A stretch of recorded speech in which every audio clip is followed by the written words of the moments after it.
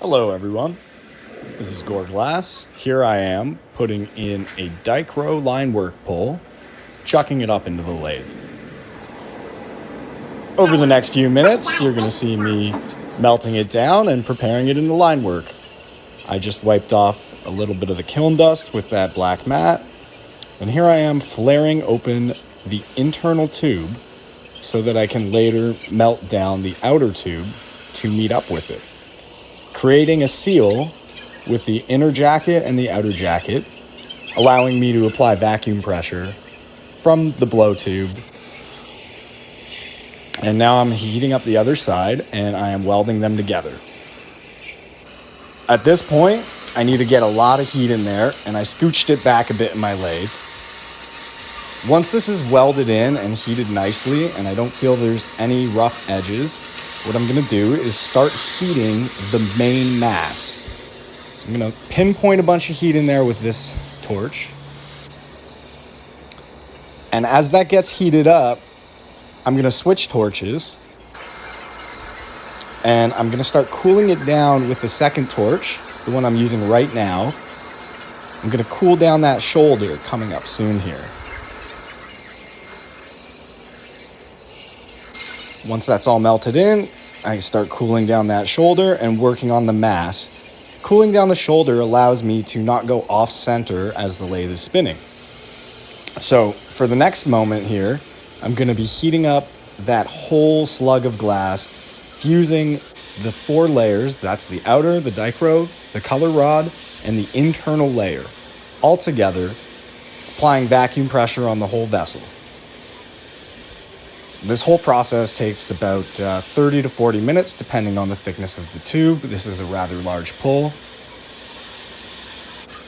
So this has all been sped up for your viewing ease. You have to let the heat sink in, and that way the whole area underneath the first 2 layers of glass can totally vacuum out. Process requires tons and tons of heat, lots of patience, and eventually you're going to work your way to the end.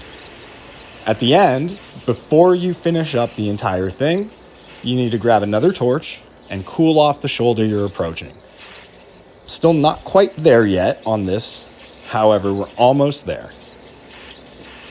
That torch that's on right now is called the unitorch. That is my preferred torch for cooling off the shoulders when I'm doing a pull. So we're just about there. Now we're cooling the shoulder while we're heating the last bit of air out of there. The next thing I'm going to do is I'm going to superheat that very end and just pull off any uneven, unmatched up pattern.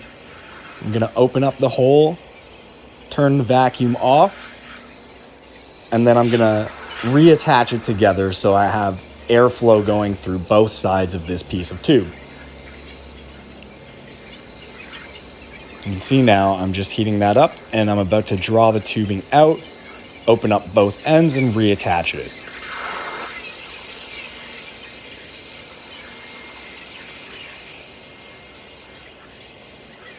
That last little end is the most difficult and hardest part to get all the air out of. But once you do that, you're ready to move on to the next step.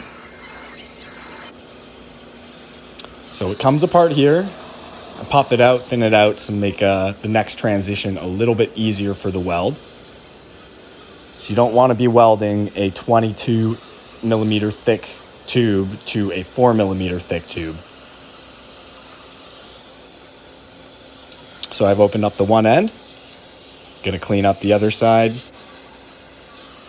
Open that up, attach them up. And now the remainder of this is heating up the mass of glass enough so that I can pull it evenly. Due to the thickness of this, I do have to keep the heat on, so I can't do it in one big motion. However, I can do it very fluidly and draw the tubing down into a smaller, more workable diameter and thickness. And it gets really cool, especially when you're watching it sped up. So we're about to do the first pull where you're drawing most of it out. I apply a little bit of air pressure into the tubing at this time. And then I grab my tailstock and I start drawing it out once it's reached the desired heat. After this, it goes into the kiln to anneal, and then I will break it down and use it on further projects.